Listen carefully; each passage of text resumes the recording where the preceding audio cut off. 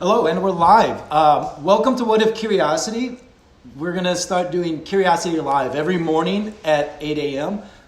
Forgive the background noise, working from home, so we've got a very busy household today and probably in future days.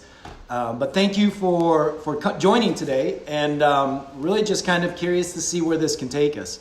So starting out today, just kind of giving an introduction on what we can do and what we will be doing, right? So the baseline is that we'll be exploring curiosity, but not just exploring curiosity. The real goal is to start giving tools, activities for parents and young learners out there. But also if you're an educator and you need activities to use with your classroom, whether it's remote or in class, we should have you covered, right? If you're an entrepreneur, if you're an executive, if you're somebody looking for new tools or approaches to just better do the job that you're doing, we'll do that as well. Now, you can probably tell it may be difficult to do it all at the same time in the single live video. So starting this week, I'll be pushing these out and then looking for comments, feedbacks, and ideas on what we can do later. And ideally, we'll have a time scheduled specifically for educators, specifically for young learners, another one specifically for entrepreneurs, executives, kind of find the best times and places to reach those audiences. But for today, we just want to get a real groundwork here for curiosity-based learning. And because of just the current situation in the world today, was really thinking that probably the most valuable way to use curiosity-based learning at the moment would be specifically for educators trying to reach and connect and keep the learning going with all of their students out there, but also with parents. Realize a lot of parents are now emergency educators, right? So not only are they being asked or tasked, I should say, to do a lot of the work that their students or their teachers, their students, their children would be doing every day, they now have to do it themselves, right? And, I think we all realize education and being a teacher isn't something that you just add water to and maybe you add coffee to and go to work. But it is a little more complex, a little more difficult than that. So really hope that these videos, whether you're catching them live or you catch the recordings later, can be valuable to all those emergency educators out there looking for ways to use their kids' curiosities. Because I know if you're a parent, you realize that there's no end to your kids' curiosities, right? So the underlying theory of curiosity-based learning is that we can take whatever curiosity already naturally exists and we can convert it into actions. In this case, let's convert it into learning, but not just regular learning. Like the idea here isn't to use curiosity-based learning to learn something and then take a test or to write a paper or turn something in. That isn't just last century, that's 2 centuries ago. So one of the guiding principles of What If Curiosity is that what if there are no problems, only opportunities?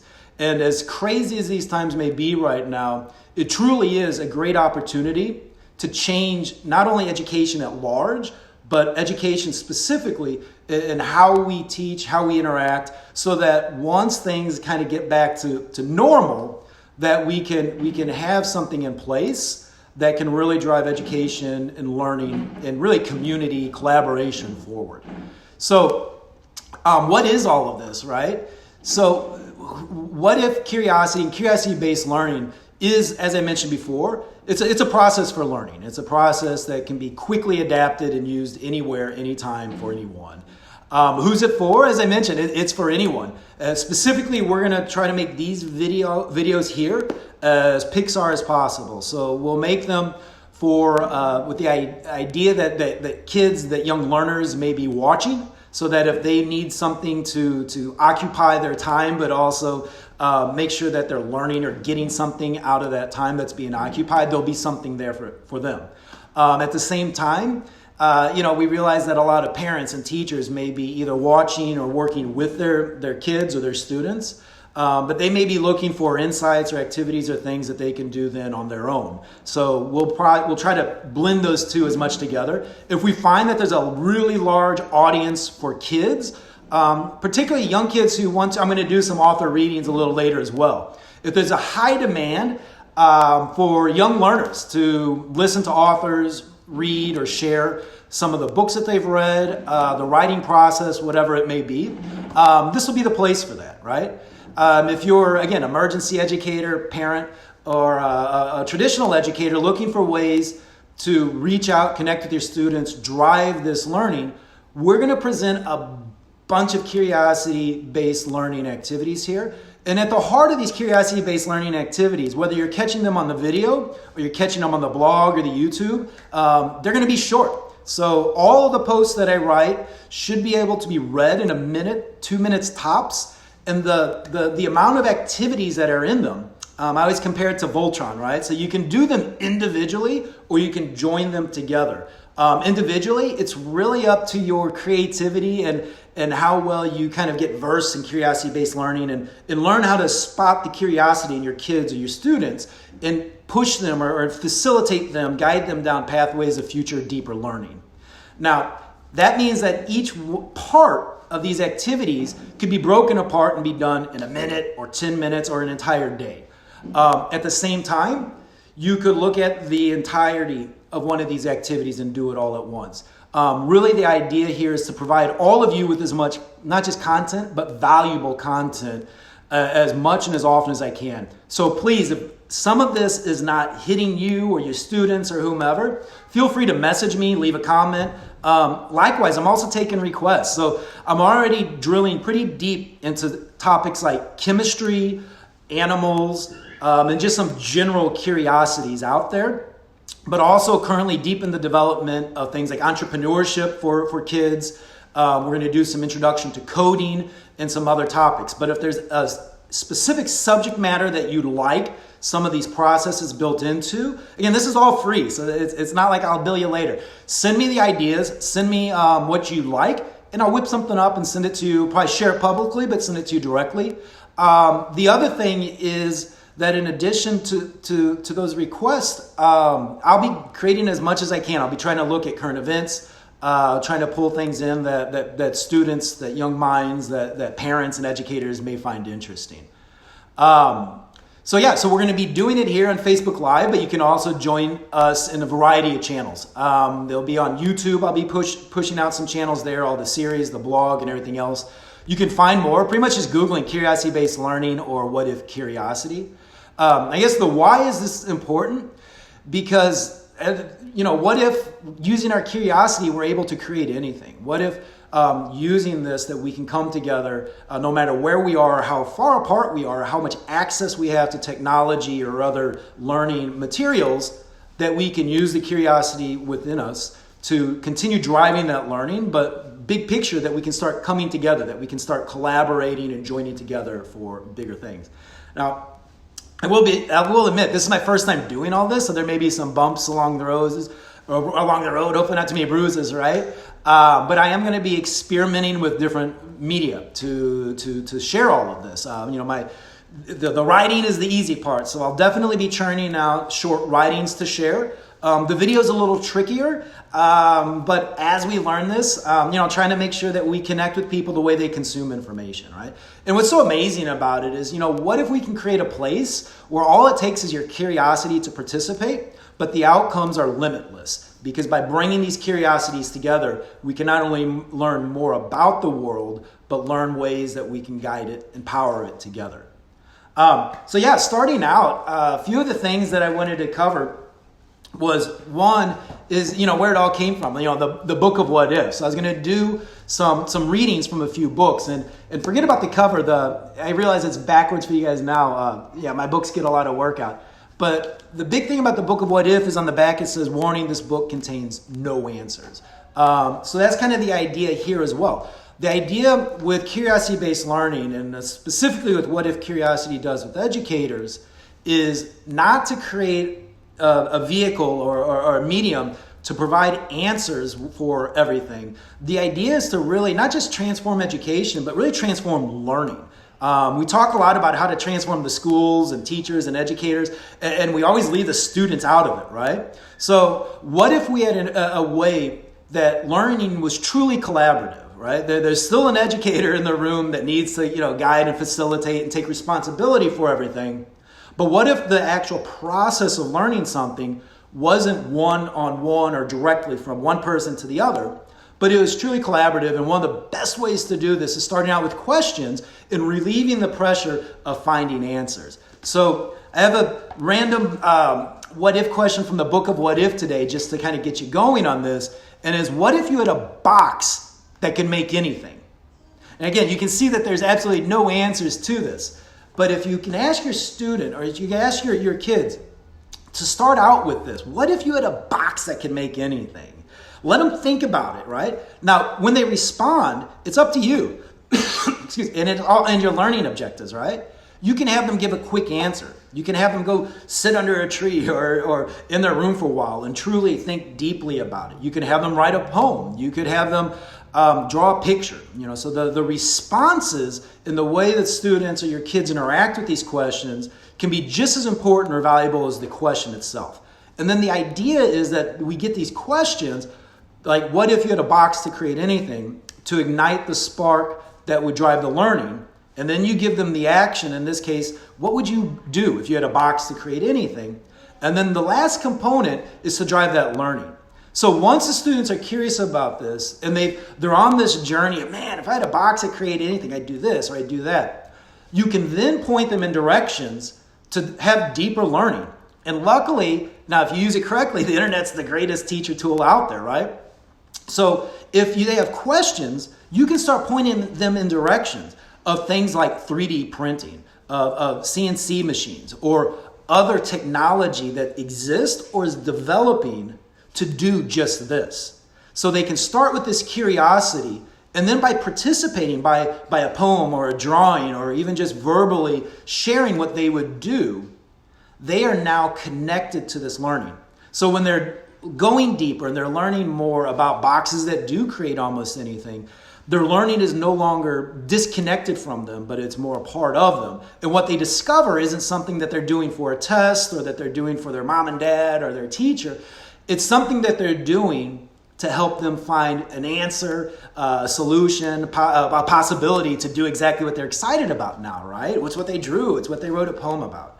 So now we've got this perpetual energy machine to have them learning about more and more. And I think you'd be surprised that if you did this activity with like a 4th or 5th grader, I think you'd be surprised how deep they could get into things like science and physics and STEAM activities on their own, or even with a little guidance, well beyond their grade level, just by starting with this simple question of what if you had a box that could create anything? And if any of you have ideas, like what would you create? I'm really curious. If you or your students have ideas of what you would create, if you had a box that could make anything, leave it in the comments, send it in a message.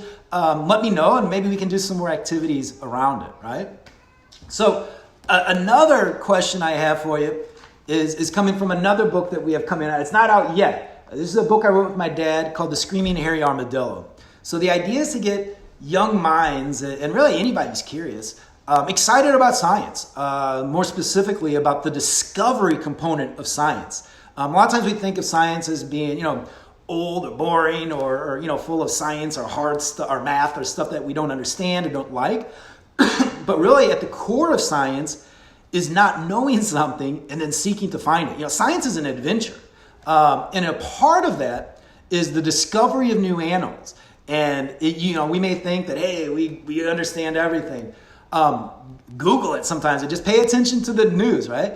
Scientists are discovering new animals all the time. Now, a lot of them are super small and a lot of them are deep in the oceans, but it doesn't matter. They still are incredibly crazy animals. And a lot of the animals that we're discovering now, it's taken us a long time to discover them because they have these amazing adaptations or they live in really hard to find places. So they've been difficult to find for a lot of reasons. And now that we're finding them, they're mind-blowing, right? So the other really fun and crazy thing to do with kids, with science and with animals, is getting into their names. You may wonder sometimes, like, how did an animal get that name, or why does it get that name, or whether you're talking about the common names that we always share, or the scientific names. So we decided to write a book that not only presented, here's the scientific name of these animals, or here's the common name, or even here's the history, but present it in a way that engaged students' curiosities or readers' curiosities. So they weren't just reading or learning something, They were truly discovering, right? That it was a process of excitement, of joy, and of happiness. And if they learned at the end, then even better. So for a quick intro activity on how to do this and I'll give you a little time to do this, but if you have a pen or paper, imagine what if there was something called a unicorn fish. Now, take a second. I'll pause here for a little. And if you're watching this recorded, press pause and go ahead and draw an entire fish or, a family of unicorn fish if that's what you like. But take a few moments here and just sketch down or think in your head, what are 3 or 4 features you think a unicorn fish might have? I'll take a coffee break.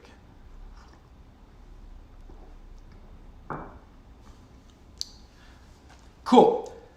So now that you kind of have an idea of what a unicorn fish might look like or some of the features it might have, the next step of the process is to show you what a unicorn fish actually looks like. So again, you may know now, but it's real. So this is a unicorn fish.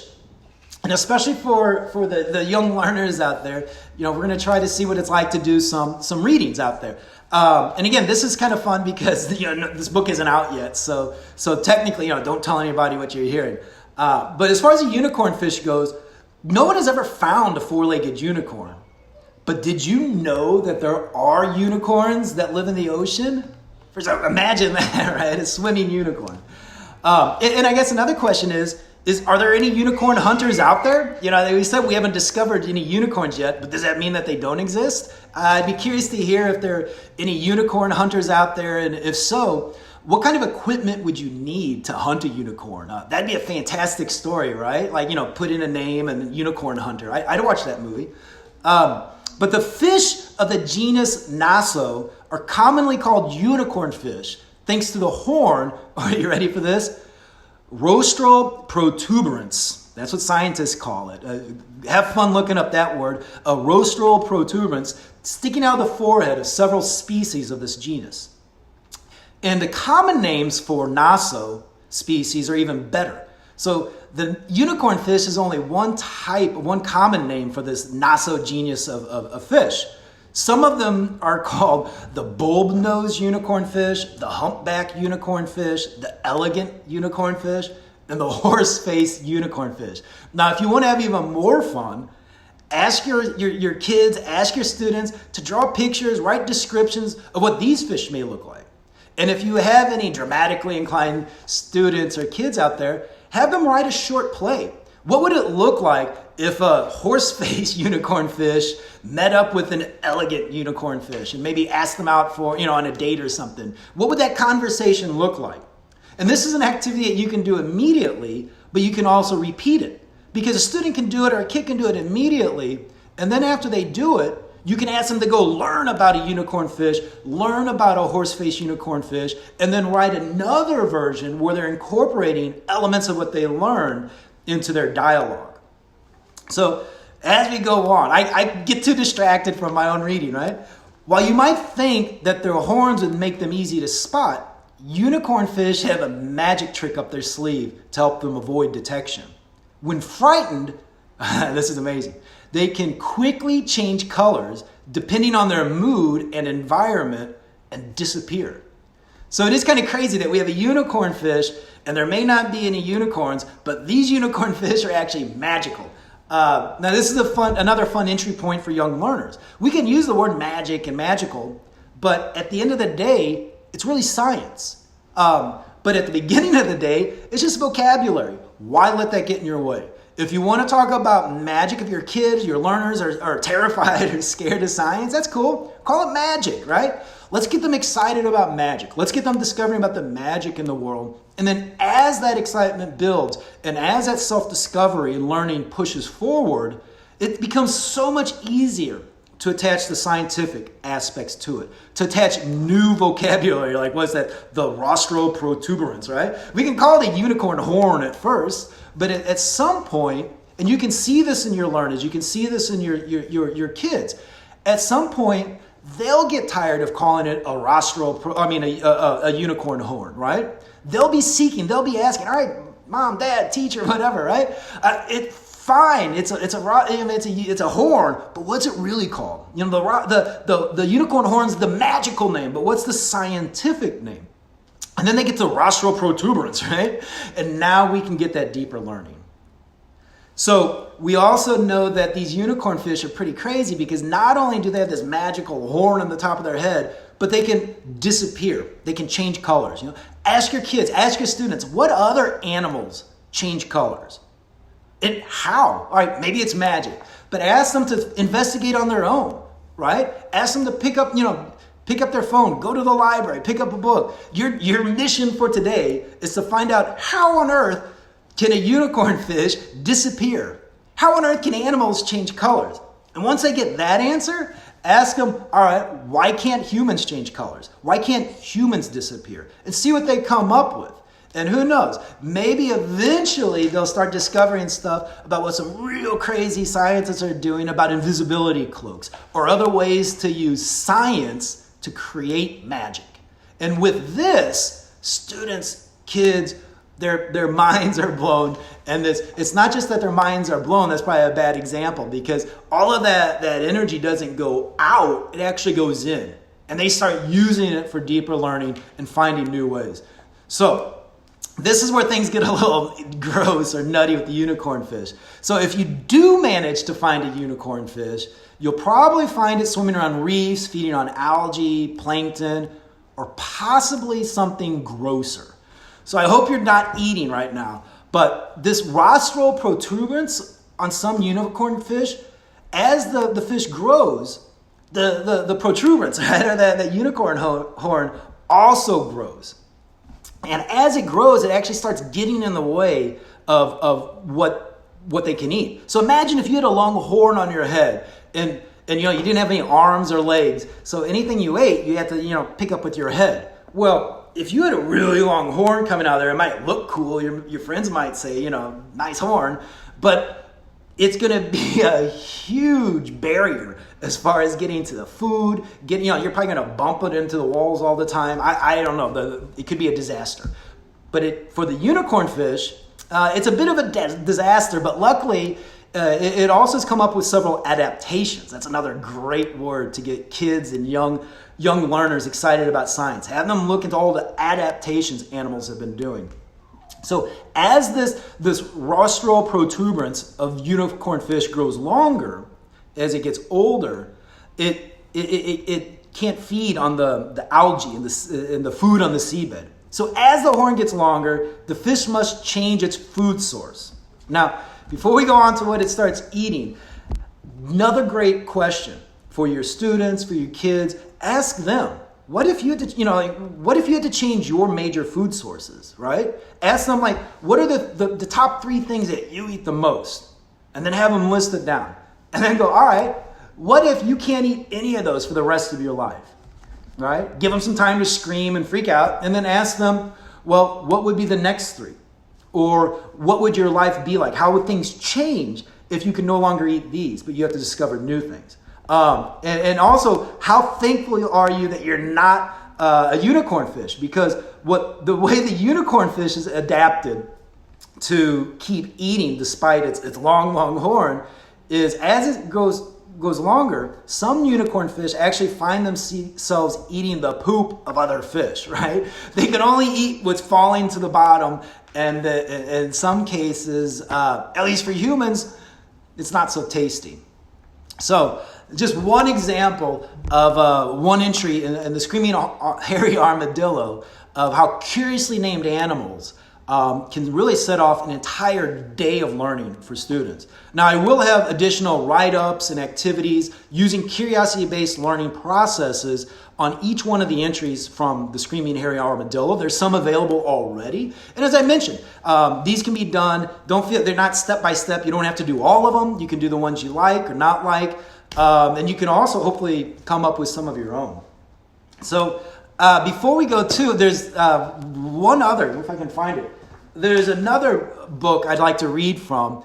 And again, please, I'm really happy for everybody who's joining me this morning.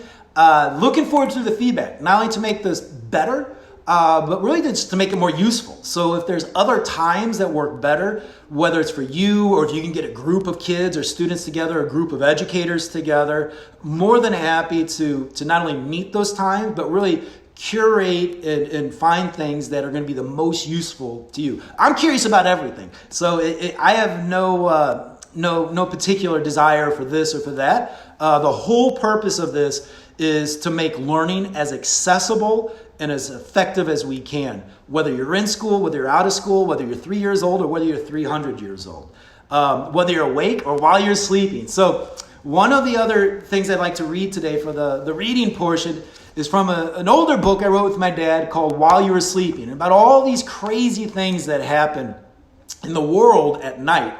As humans, we're fortunate or unfortunate, I guess how you look at it, that we spend or should spend 8 hours, a third of every day, not only asleep, but completely cut off from the rest of the world, right? In our own little dream world. But even when we're asleep, just because we're not noticing things doesn't mean that the world stops. There's all kinds of stuff, going on. And a lot of things that are crazy, but a lot of things that are really beautiful. So the random page I opened up today is all about orchids, specifically the night blooming orchid. Now, a lot of people will look at an orchid as being one of the most beautiful flowers out there. It's really hard to argue. But did you realize that it's not just beautiful, it's a pretty amazing a flower, right?